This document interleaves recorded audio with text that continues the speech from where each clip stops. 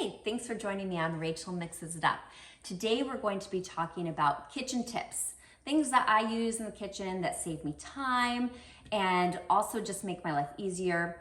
So I'd love to share some with you. Let's get started.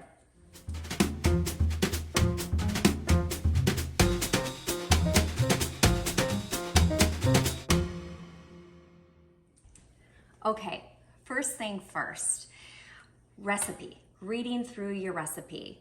Now, if you're new to cooking, this is something that's essential. And it took me a while to learn this because I'd get so excited about a recipe that I would just jump in and then realize I missed something. There was something I was supposed to prep and I'm way behind now. So I always take a recipe and read through completely what the ingredients are, what needs to be done from step one, all the way to the last step. Because sometimes you need to do something like melt the butter and then you need to let it cool because you can't add hot butter to a batter with eggs. It would cook your eggs. Things like marinating meat for 30 minutes before you cook the meat. These are all steps that are going to be listed in your recipe. So this is my number one tip. Read your recipe thoroughly from start to finish. Let's see. This is my banana bread recipe.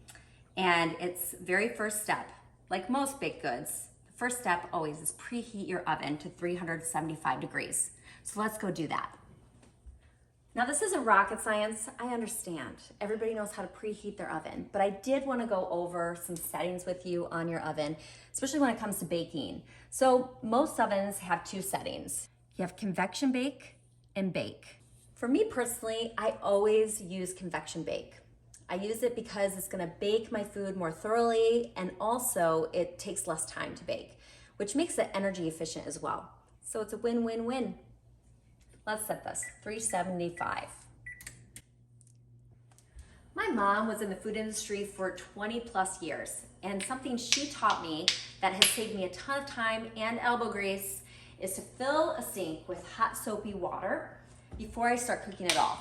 This way, as I'm dirtying dishes, I chuck them in the sink, they have time to soak, and makes for easy cleaning at the very end.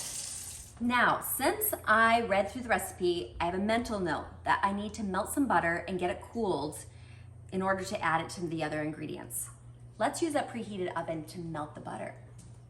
My next tip for you is how to measure your ingredients. When I was first starting out in the kitchen, I used to pull out all my measuring tools, all the cups, the measuring spoons, everything. And I would have a huge mess. I'd be measuring, leveling, trying to get everything precise and just right until I discovered the wonderful kitchen scale. It saves me so much time, saves me on dishes, and I use measurements now. So I'm gonna simply take this bowl, place it on my scale, and I'm gonna tear it out, because the bowl weighs 757 grams. I don't want to add that to my measured ingredients. So I'm going to tear it out, which brings it back down to 0. Now for this recipe, I need 165 grams of almond pulp. So I'm gonna measure that out. Oh, it jumped up to 1 gram. Sometimes it does that. So I'm gonna tear it out again until it goes to 0. All right, let's measure 165 grams of almond pulp.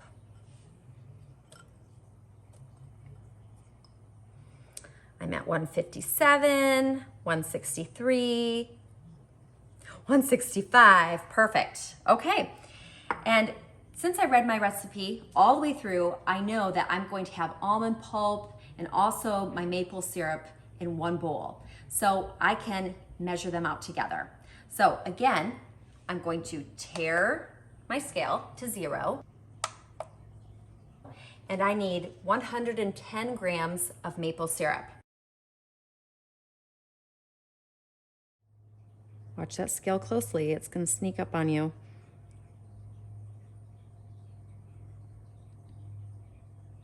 Almost there.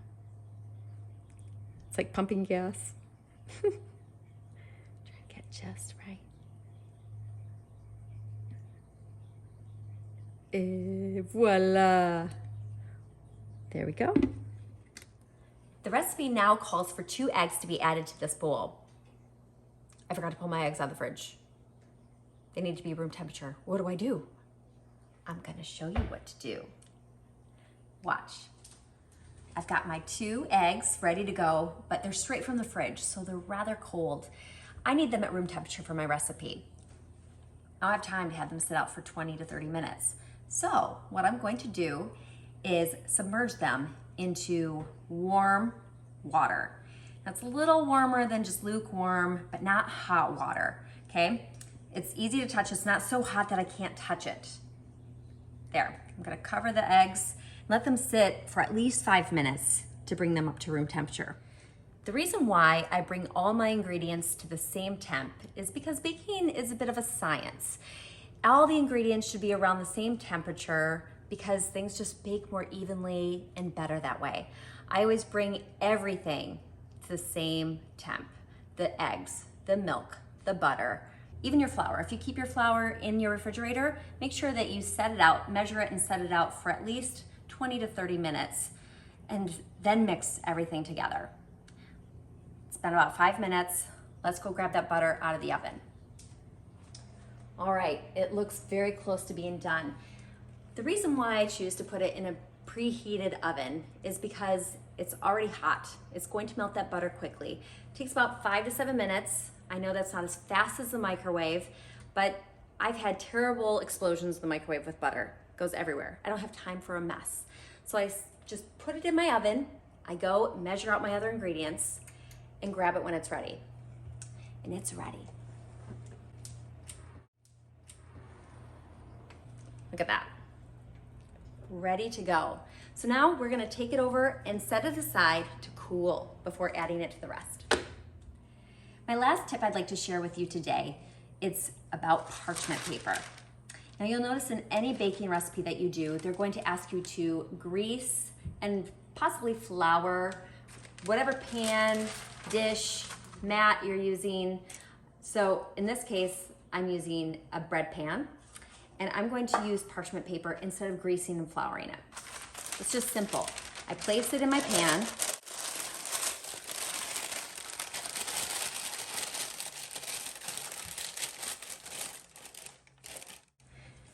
And I put my dough or batter right in. With the weight of the batter, it's gonna hold the paper in place. Now, I like doing this because it's less mess, less cleanup afterwards. There were times where even after greasing and flouring, I'd still have things sticking to the sides and I'd scrub and scrub and scrub. With this, there's no need for that. You simply bake it, and when it's done, you pull it out by the parchment paper. You lift up, pull it out, and put it on the rack to cool. That's it.